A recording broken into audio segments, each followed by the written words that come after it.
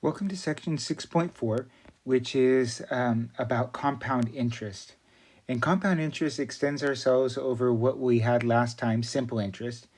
Compound interest is really what we find when we do investments. We really don't see a lot of investments that are simple interest. Most loans are simple interest, but compound interest seems to be the way that we do investments, and that's because it's to the investor's advantage. So the difference is in compound interest, interest is calculated periodically and always on the current amount that is out. And so let's look at a difference. So if we had a simple interest for 3 years and the principal was $100, the interest rate was 5%, and obviously the time is 3 years. Okay, so when we have, here's year one. So we start out, we borrow $100. 1 year later, at year one, what we get is 5% of $100. Now, 5% of $100 is $5. So the percentage would be applied to the $100. If you remember from your first section, 5% of 100 would be 0.05 times 100, however you did it back then, which would have be, and the number 5 as you can see on your calculator. So what happened in year one, we add $5 in interest. So at the end of year one, I have $105. Then as we go to year two, I'll put Y2, we add another $5 because in simple interest, everything is off of the original amount. And so now we're up to $110. And at the end of year three, Y3, we add another $5 and we're up to $115. Always off of that original $100. In contrast, so that's all simple interest for 3 years. If we had compound interest,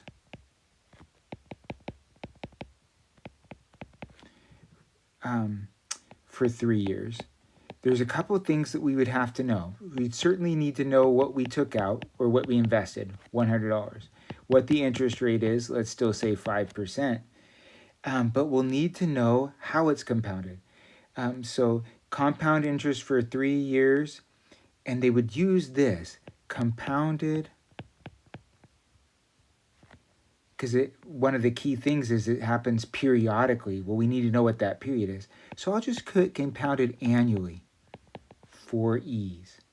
So now we have our $100 out, and at the end of year one, Y1, we're going to add 5% of $100, which you know is 5.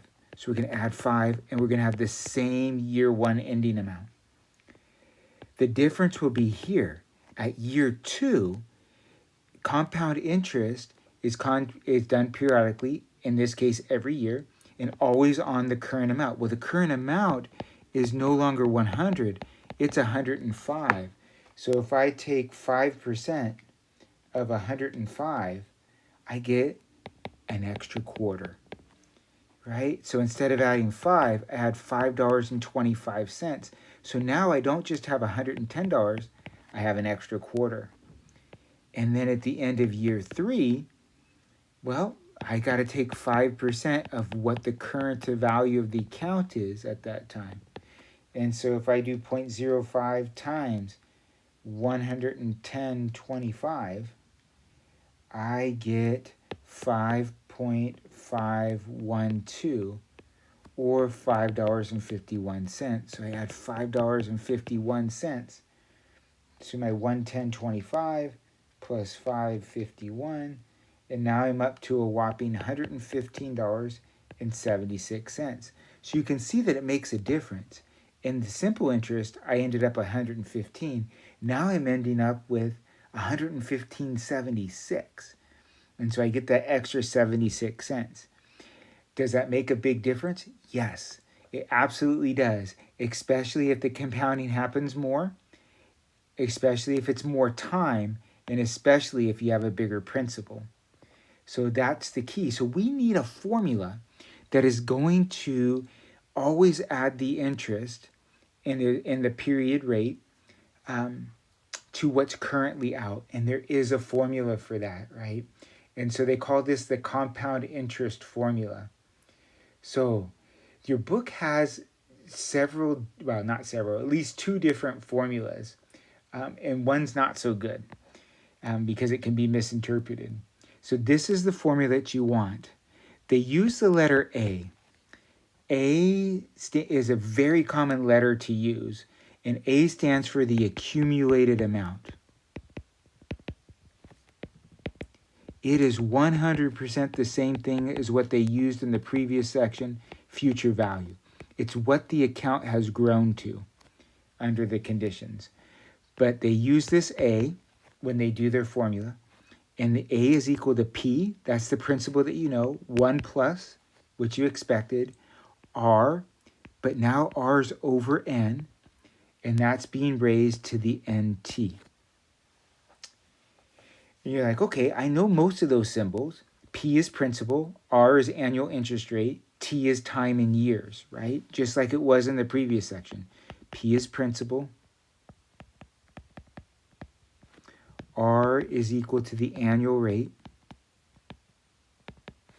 T is time in years.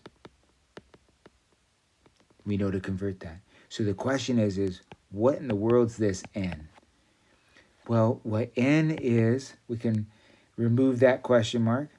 What N is the number of times the interest is applied each year. Okay. So there's some words that they're going to use. How you're going to know what to choose for N is by the wording.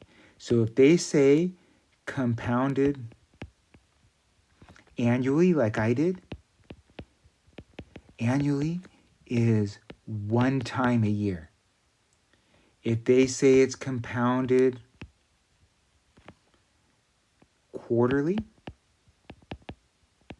it's a very common one, then N is 4 times a year. So quarter is dividing the year in a quarter or dividing the year into 4 segments. If they say compounded monthly, that will be there sometimes. Well, how many months are there in a year? Well, there's 12 months in a year, so N is 12. They could say compounded daily. That's what a credit card would do. And if they have compounded daily, N is equal to 365. 365 times a year is going to do that, right? And so you can write down these N's and kind of help you to memorize them. I think in the end you'll have them memorized, but our formula is simply, and I'll rewrite it here, A is equal to P times 1 plus R over N to the NT. And that is the formula that we have. So I'm going to scroll down. I have the screen open so I can see the problems that you have. And let's go to the set of problems that you're going to have. A majority of the problems are going to be this.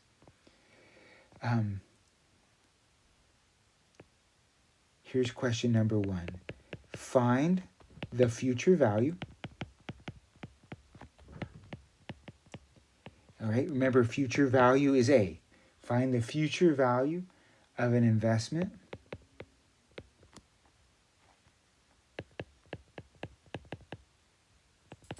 where, and I'll just grab one. P is 150,000. R is 2.95%. It's compounded quarterly.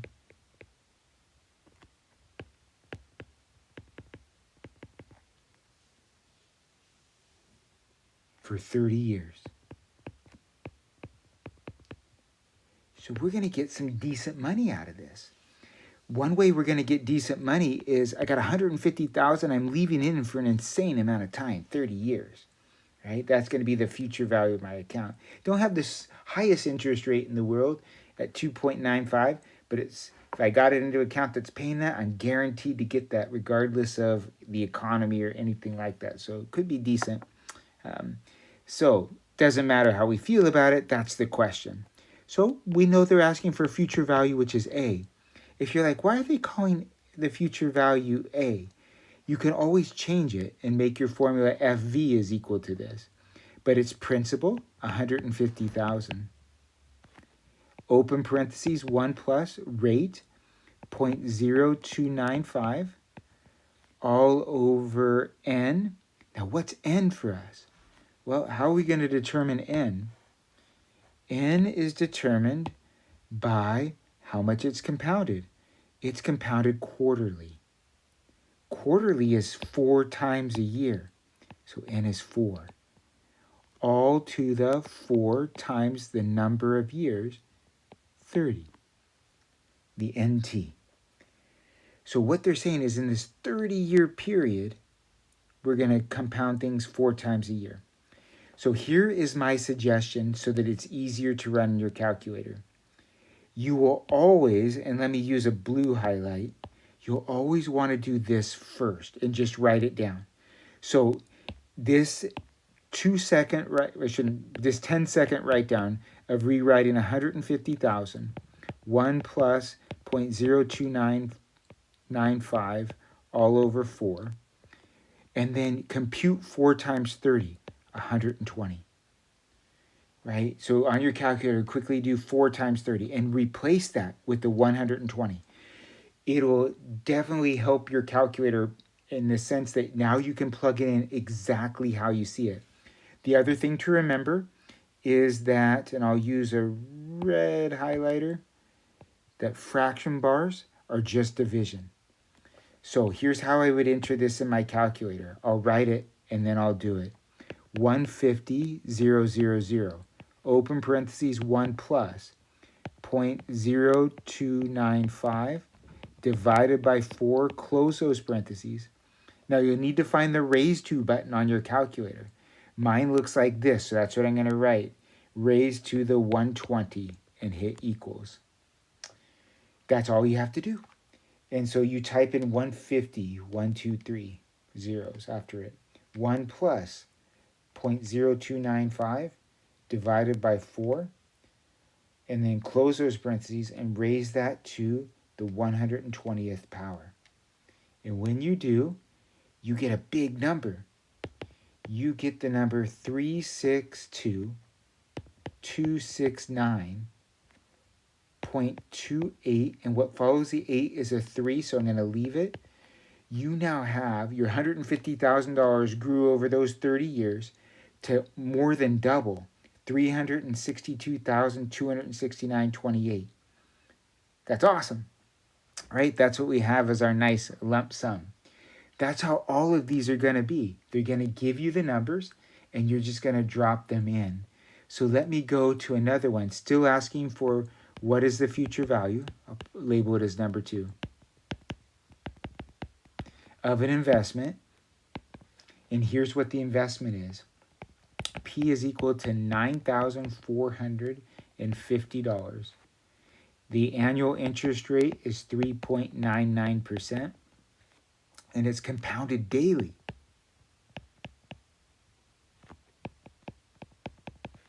For 25 years. Awesome. So we just left some money into an account that's paying almost 4% interest, compounded daily for 25 years. How much money is in there? We have a formula for that. A is equal to P times 1 plus R over N to the N times T. A is equal to P, 9450. 1 plus R, 0.0399, all over N. N is related to how it's compounded, how often it's compounded. It's compounded daily. There's 365 days in a year. N is 365, and T is 25. So that's going to be a really big number, but I got to figure out, remember, I got to do, and I'll put it in blue, like I did last time. I got to do that first. Okay, so even talking about it, it's going to take me under 30 seconds to write 9450. 1 plus 0.0399 all over 365. And then I'm going to take on my calculator 365 times 25 and get 9125. That's how many times it's going to compound in that 25-year period. Awesome. So it didn't take very long to write that down. Definitely worth your time, because now you can just type in 9450, open parenthesis, 1 plus 0.0399 divided by 365, close those parentheses, raised to the 9125. And we get a number. We get that our $9,000 grew in that 25-year period to $25,622 and 23 cents. Because it's a 227, because of that 7, I'm going to bump it up to 23. You can see that on your calculator because I know you're running these with me. Awesome.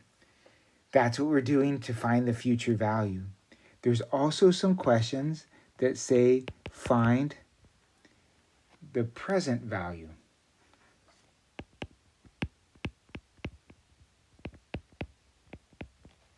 Okay, they want you to find the present value for a given future value.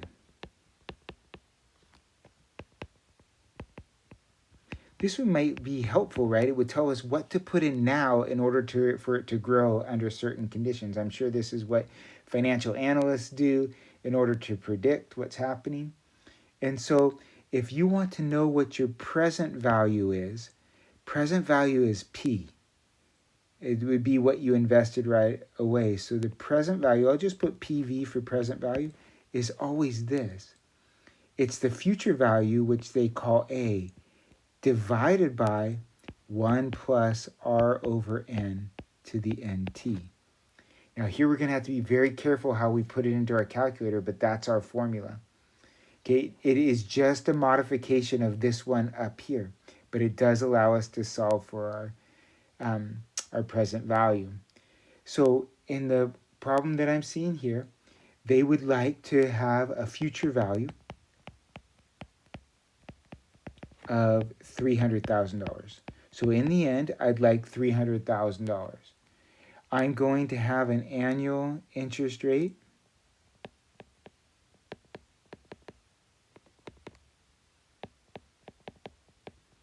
of 3.99%. And it's going to be compounded annually. We haven't had that yet, so that's good.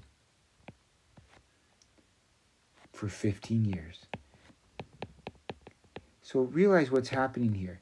You have a 15-year outlook and you want to have $300,000. The question is, how much do I have to drop in this investment so I can just put it in there, leave it, and forget about it and know that it's going to grow to that amount?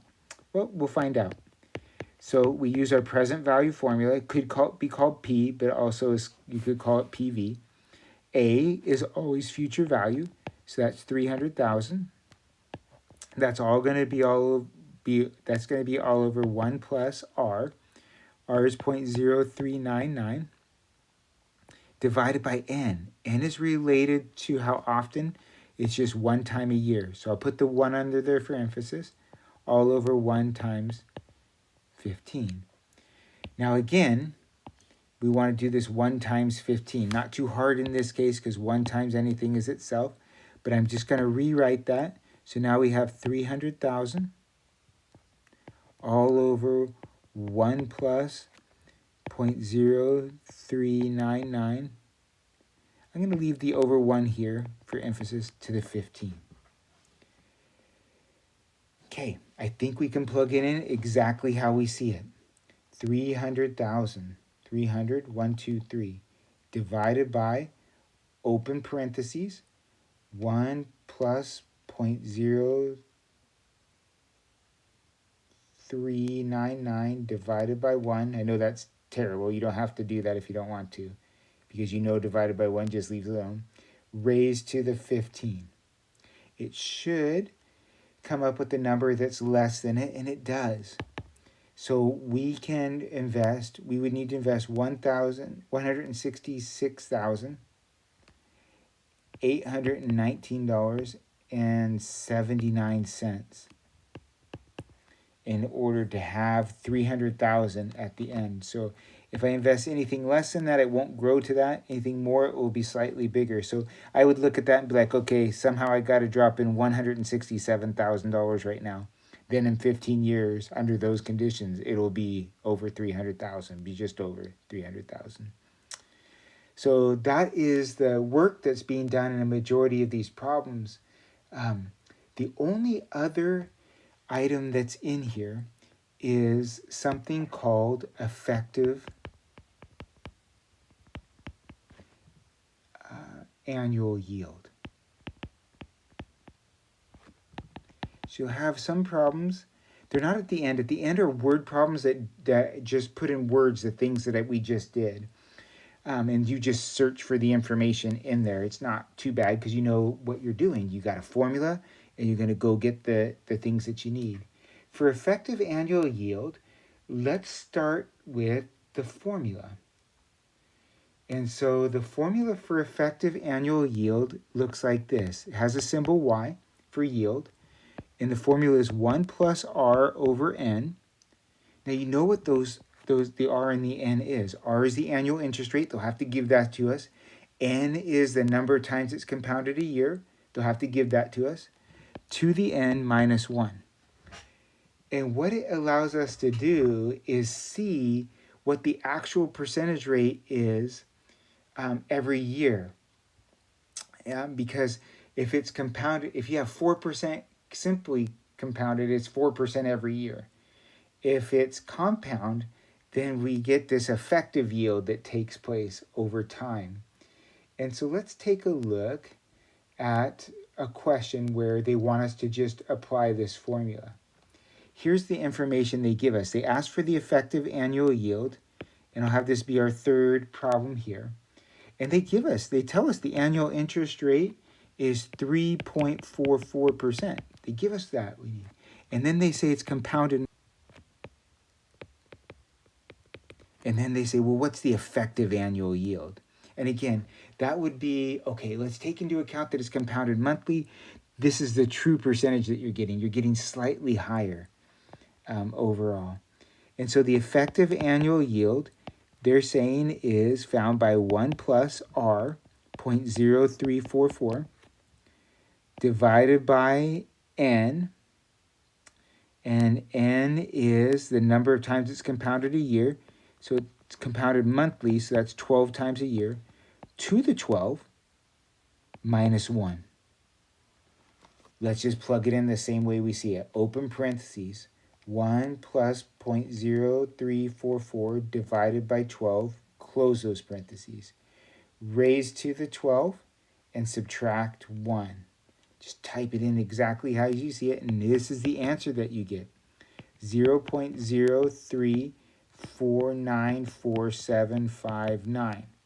If you leave it like that, I cannot give you full credit. If you round this answer, I cannot give you full credit because effective annual yield is an interest rate. So what do I need to do? I need to move that decimal point forward twice and then round appropriately. So what I do have is 3.49%, right? If I would go out to they gave us 3.44%, we should go out at least that far. So even though the annual interest rate is 3.44, because it's compounded monthly, we're effectively getting 3.49%. You'll hear this with mortgage rates too. They'll talk about the effective annual yield. But this is how you calculate it. It comes as a neatly packaged formula. Our job is to understand the formula so that we know what numbers to put in there. So again, the newest thing for us is this N. N is totally related to how often something is compounded. So you'll do well in this section. Give it a shot and reach out if you have questions or concerns. Thanks so much.